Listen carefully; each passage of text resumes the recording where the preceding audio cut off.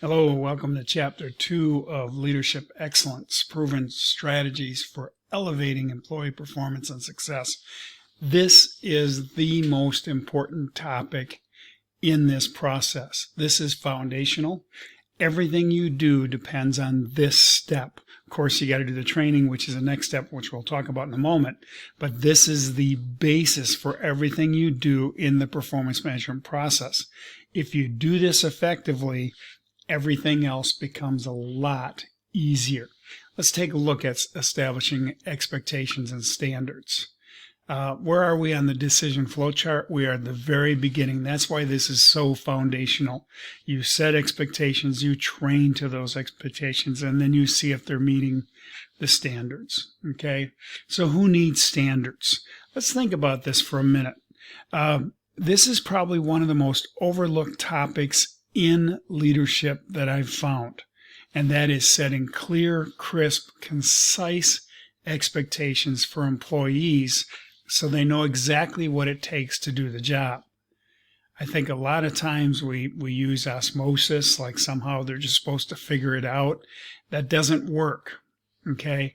The reason you set expectations is to make sure people are crystal clear, and when they know the rules, they can play the game successfully.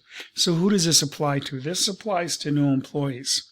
This applies to not new employees, but employees new to a task. Okay, so you may have experienced employees who are really highly competent, but they've never done a certain task before. You've got to sit down with them and set the expectation for that task.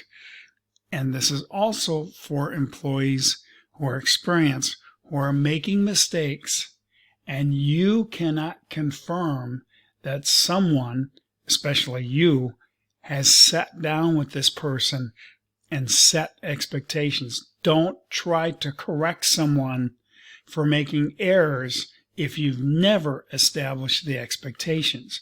Go back to the first step of the process and start right there.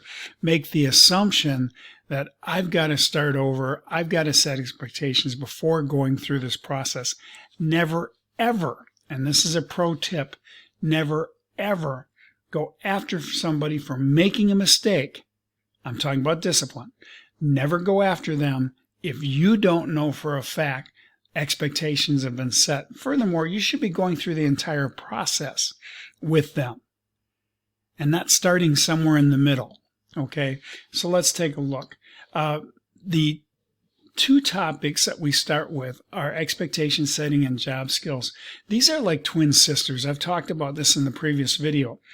Setting expectations is all about setting clear expectations, and you have one meeting for each set of expectations. Don't overwhelm the employee. So you got a new employee. Let's take something simple. Let's take a stocker in a grocery store.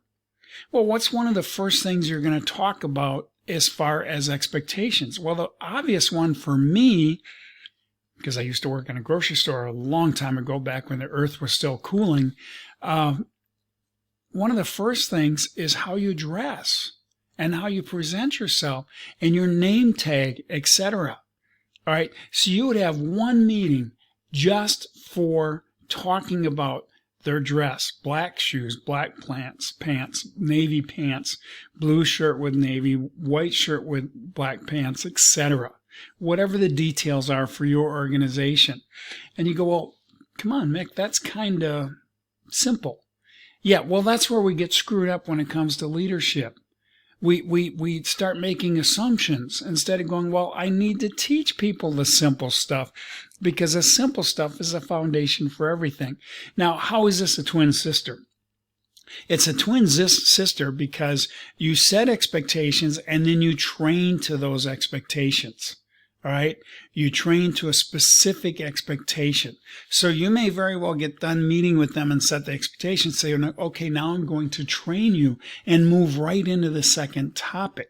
Now, if the person's highly competent and you're absolutely 100% sure they know exactly how to do the job, then you can just set expectations and leave it at that. That's probably 1% of the time. The other 99% is train them, even if it's a simple refresher, to go over some basics, okay? the purpose of this is to ensure that the person is fully competent and can comply with the standard.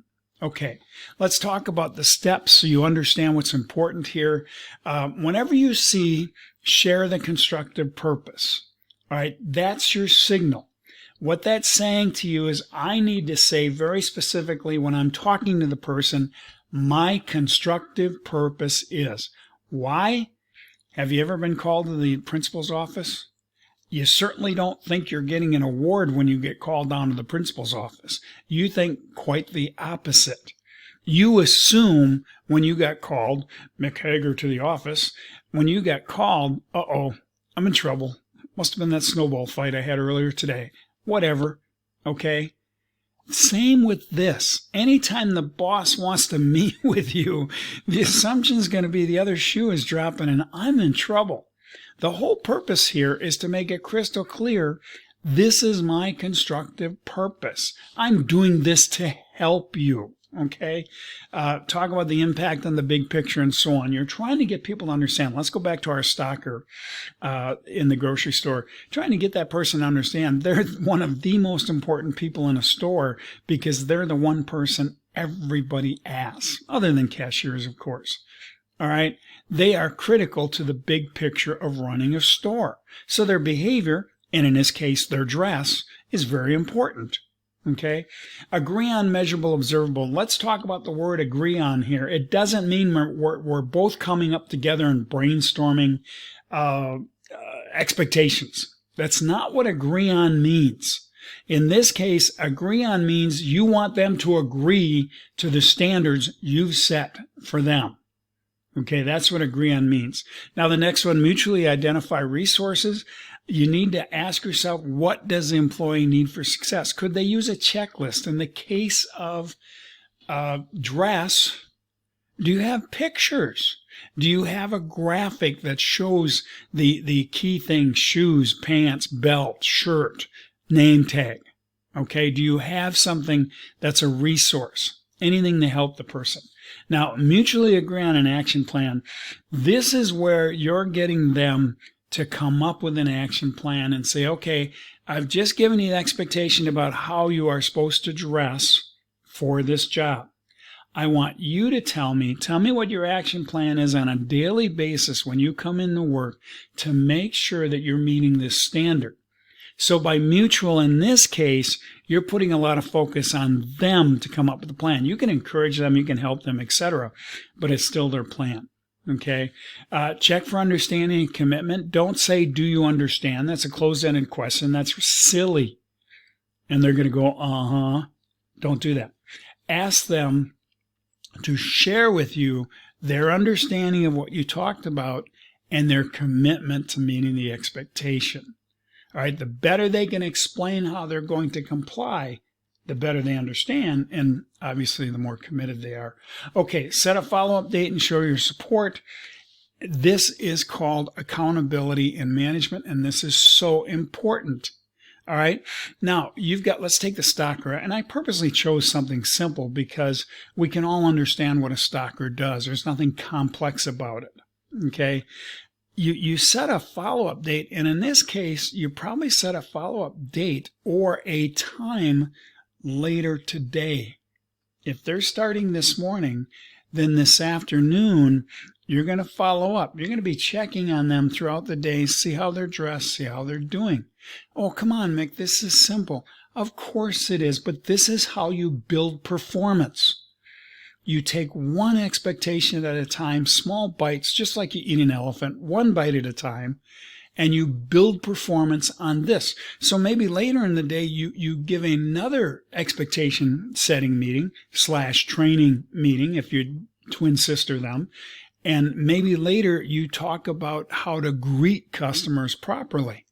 Or maybe you covered it this time. I don't suggest that. I suggest you take little bites.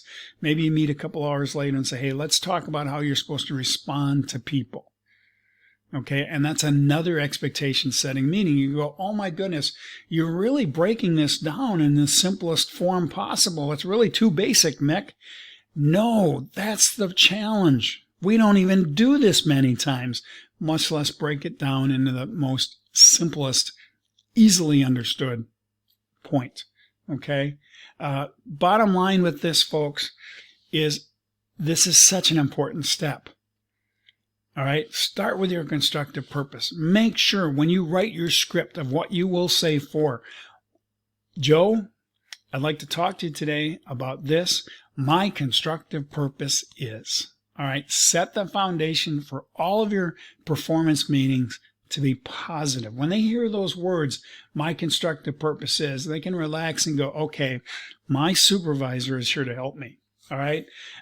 If you do this right, you create a rock solid foundation for your employee success.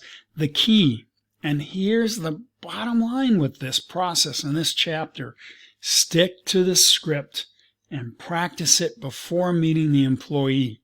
All right. You can practice with another person. You can practice in front of a mirror. And what's really cool these days, you can submit this into AI and you can practice there. Look for that later on from me. I'll set up some scripts that you can just put into AI and start practicing. You'll be surprised what AI can do for you. I will not suggest AI as a substitute for real people. Never suggest that. But it's a great place to practice. Get polished, feel good about it, and then go talk to a person. So with that, good luck with setting expectations. I hope this helps. Hager out. Thank you.